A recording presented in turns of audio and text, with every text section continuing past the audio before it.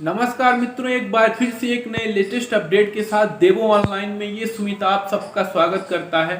पहले दोस्तों अपने स्टेट की लेटेस्ट अपडेट के बारे में जानते हैं। हमारे एमपी से नए मुख्यमंत्री मोहन यादव बन चुके हैं। उसके साथ दोस्तों आप लोगों को फिर एक सहायक सचिव की भर्ती का लेटेस्ट अपडेट आ चुका है, उसके बारे में जानेंगे।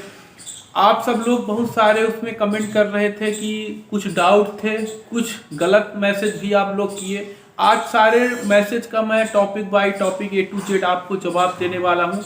वीडियो को स्किप ना करिएगा, वीडियो में एंड तक बने रहिएगा। तो चलिए चलते हैं दोस्तों वीडियो की ओर।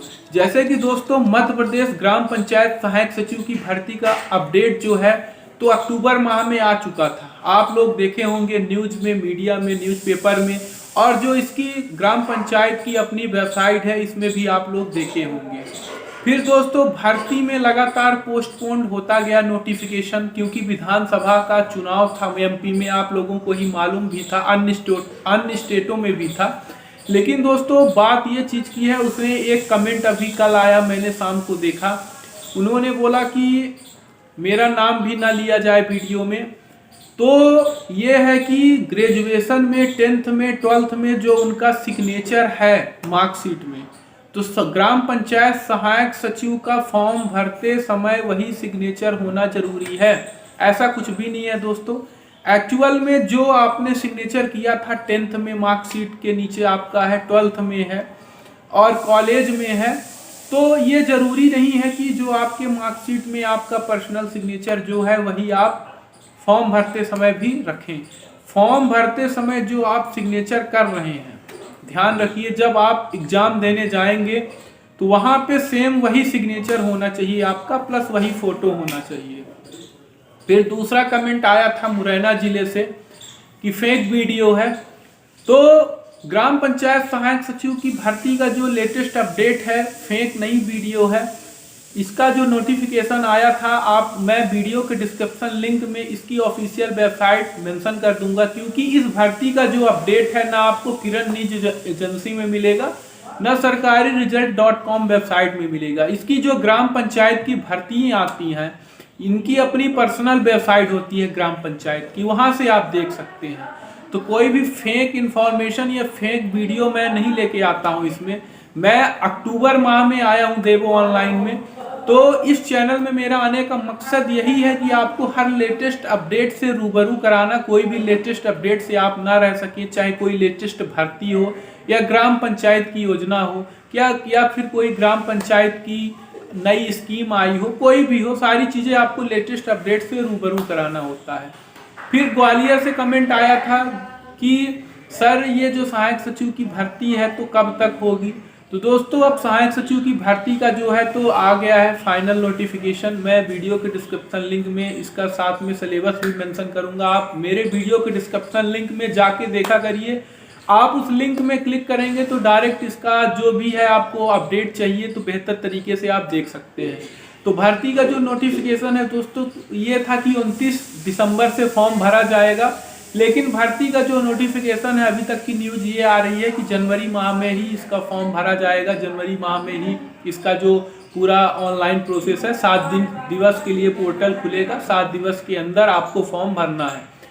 जो फॉर्म है, बहुत सारे लोगों का कमेंट आ रहा था कि ऑनलाइन मोड रहेगा कि ऑफलाइन मोड रहेगा। तो दोस्तों इसमें दोनों मोड रखे गए हैं, ऑनलाइन मोड भी रखा गया है, ऑफलाइन मोड भी रखा गया है। जो मोड आपको उचित लगे उस हिसाब से फॉर्म भर सकते हैं। फिर तीसरा कमेंट था कि सर SC ST OBC के लिए भी EWS का होना जरूरी है। तो दोस्तों मैं आपको बता दूं, यदि आप SC ST OBC से बिलोंग कर रहे हैं तो आपके लिए EWS का कोई वैल्यूएशन नहीं है, आपको EWS से कोई भी छूट नहीं मिलने वाली है, क्योंकि SC ST OBC को पहले से ही गवर्नमेंट के द्वारा कुछ प्रतिशत हैं उनका छूट के लिए डिवाइडेशन किया गया है। EWS की जो वैल्यू है तो केवल जनरल कैटेगरी वाले बंदों के लिए दी गई है। EWS के तहत जो रियल में मिडिल क्लास से बिलोंग कर रहे हैं, जनरल कैटेगरी के, किसी के पिताजी किसान हैं, गरीब घर से बिलोंग कर रहे हैं, तो उन लोगों के लिए EWS बनाया गया है कि 10% उन्हें छूट मिले। फिर आप लोगों का कमेंट ये था कि सहायक सचिव की भर्ती में क्या क्या डॉक्यूमेंट रेडी रहना चाहिए। तो दोस्तों सहायक सचिव की भर्ती में आपका जो लास्ट क्वालिफिकेशन का मार्कशीट है वो रेडी रहे। आईडी प्रूफ में कोई भी आप आईडी प्रूफ लगा सकते हो, ड्राइविंग लाइसेंस, आधार कार्ड, वोटर आईडी, लेकिन आपका आधार कार्ड औचित्य सही रहेगा। फिर जो आधार कार्ड में मोबाइल नंबर आपका डला है वो आपका अल्ट्रानेट एक्टिव होना चाहिए, ओटीपी वगैरह आए, क्योंकि आपका फॉर्म भरते समय एक प्रोफाइल बनेगा। यदि आपका मोबाइल नंबर बंद है जो आधार कार्ड में डला है तो आप सहायक सचिव की भर्ती में शायद फॉर्म न डाल पाएँ। इसलिए बार बार कह रहा हूँ कि अपना मोबाइल नंबर आप किसी भी ग्राहक सेवा केंद्र या आधार सेंटर में जाकर आप अपडेट करवा लें। फिर आप लोगों का कमेंट था कि सर जो एग्ज़ाम है तो किस आधार पे होगा, परीक्षा बेस पे होगा कि परसेंटेज बेस पे होगा। तो दोस्तों जो फाइनल अभी आया है औचित्य नोटिफिकेशन ग्राम पंचायत सहायक सचिव का, तो उसमें ये है कि पहले एग्ज़ाम होगा, एग्ज़ाम में जो बंदे जितना नंबर अचीव करते हैं इसके बाद उनका क्वालिफिकेशन क्या है, जैसे किसी का ग्रेजुएशन है, किसी का पोस्ट ग्रेजुएशन है, तो उसका 10 नंबर कलेक्ट करके प्लस दोनों का कैलकुलेशन करने के बाद जो भी एवरेज निकलेगा तो मेरिट बना दी जाएगी। क्योंकि इसके पहले ये था कि 12वीं percentage base, graduation percentage base पे सिलेक्शन हो, तो उसमें क्या था कि बहुत सारे लोग जो बड़े बड़े टीचर थे उन्होंने ऑब्जेक्शन लगाया कि ना कोविड टाइम पे बहुत सारे एग्जाम हुए हैं, चाहे 10th के बच्चे हों, 12th के हों, कॉलेज हों, पोस्ट ग्रेजुएट हों, सब घर बैठे पेपर दिए हैं, सबका अच्छा खासा रिजल्ट है, 80-90 से नीचे किसी का नहीं है। तो कोविड टाइम के पहले जो भी बंदे अचीव किए हैं, ग्रेजुएशन किए हैं, 12th किए हैं, 10th किए हैं, उन लोगों का एवरेजन औसत बहुत कम है, तो उन लोगों का मौका नहीं मिल पाएगा, उन लोगों को चांस नहीं मिल पाएगा, क्योंकि रियल में जो है तो एग्ज़ाम बेस पे और उनके एग्ज़ाम बेस पे जो भी नंबर आते हैं उनका स्किल देखने के बाद ही सिलेक्शन हो, ऐसा था।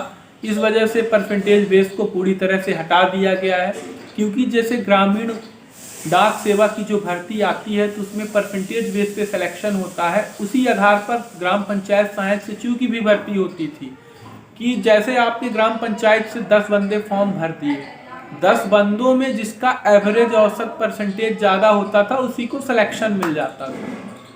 लेकिन अब इस बार ऐसा नहीं होने वाला है।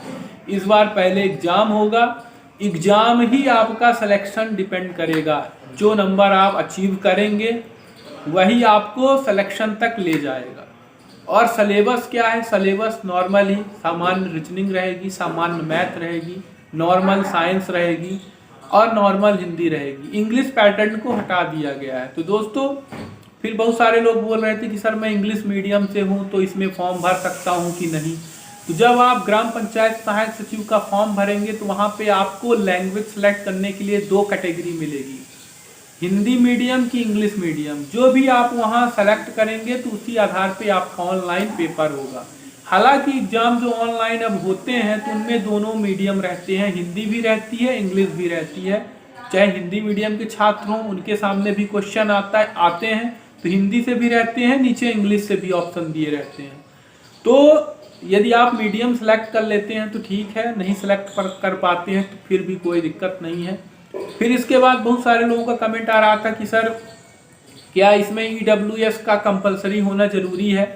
तो कोई कंपलसरी ज़रूरी नहीं है, आपका EWS नहीं बना है तो भी आपका फॉर्म भर जाएगा। EWS बना रहेगा तो ये रहेगा, आप यदि मिडिल क्लास से या लोअर क्लास से बिलोंग कर रहे हैं तो 10 नंबर को आप एवरेजन आपको छूट मिलेगी। वो 10 नंबर आपको कहीं ना कहीं सिलेक्शन तक ले जा सकता है, इसलिए। बाकी आपका EWS नहीं बना है, यदि आप EWS के योग्य नहीं हैं, आप हाई लेवल फैमिली से बिलोंग कर रहे हैं तो भी आपका फॉर्म भर जाएगा। केवल आप last qualification plus identity proof में आधार कार्ड, पासपोर्ट साइज फ़ोटो और यही सारे डॉक्यूमेंट आपके लगेंगे, प्लस निवास लगेगा। निवास ही आपका मतलब ये निर्धारित करेगा कि आप इस ग्राम पंचायत से हो, आपका ये विकास खंड लगता है। तो निवास प्रमाण पत्र जरूरी है। आपका यदि नहीं बना है तो अब तो ऑनलाइन ग्राहक सेवा केंद्र से भी आप निवास प्रमाण पत्र बनवा सकते हैं। फिर इसके बाद बहुत लोगों का कमेंट था कि सर जो इसका एग्ज़ाम होगा तो कितने दिन बाद रिजल्ट आएगा। तो एग्ज़ाम होने के 2 मंथ बाद ही इसका रिजल्ट आ जाएगा। रिजल्ट आपको अपने कंप्यूटर सिस्टम या मोबाइल फ़ोन से आप देख सकते हैं। एमपी के अंतर्गत जितने भी डिस्ट्रिक्ट हैं, ग्राम पंचायत हैं, हर ग्राम पंचायत का आप देख सकते हैं। फिर अगला कमेंट ये था कि यदि हमारे ग्राम पंचायत में भर्ती नहीं है तो क्या हम दूसरी ग्राम पंचायत में भी फॉर्म भर सकते हैं। तो जी हाँ दोस्तों, यदि आपके ग्राम पंचायत में भर्ती नहीं है तो आप दूसरे भी ग्राम पंचायत में फॉर्म भर सकते हैं। आपके ग्राम पंचायत में वैकेंसी हो या ना हो, फिर भी आपको फॉर्म भरना है। जो इसकी फॉर्म फीस रहेगी तो जनरल कैटेगरी के लिए 200 रुपये रहेगी, SC ST OBC के लिए 100 रुपये रहेगी। तो कुछ इस तरीके से ग्राम पंचायत सहायक सचिव का पूरा शेड्यूल तैयार किया गया है। मैं आशा करता हूँ आपको सारी चीज़ें आज समझ में आ गई होगी। फिर इसके बाद में दोस्तों जैसे ही फॉर्म भरा जाने लगेगा तो फॉर्म कैसे भरेंगे, आपको मोबाइल फ़ोन से और ग्राहक सेवा केंद्र से जो भी आपको मैं पूरा प्रोसेस एक फॉर्म में फिलअप करूँगा। कैसे फॉर्म भरना है, कैसे प्रोफाइल बनाना है, कैसे क्वालिफिकेशन अपलोड करना है, सारी चीज़ें मैं A to Z, ये ग्राम पंचायत सहायक सचिव की भर्ती का लास्ट वीडियो है। इसके बाद जैसे ही फॉर्म भरा जाएगा मैं पूरा प्रोसेस आपको A to Z यहीं से बताऊंगा। आप घर बैठे अपने मोबाइल फ़ोन से फॉर्म भर पाएंगे। इसके बाद कोई भी आपको डाउट हो अभी तो आप कमेंट बॉक्स में लिखिएगा। मैं आपका डाउट कमेंट बॉक्स के माध्यम से आपका सॉल्व करने की पूरी कोशिश करूंगा। फिर मिलता हूं एक नए लेटेस्ट अपडेट के साथ। तब तक के लिए चलते हैं। जय हिंद, वंदे मातरम।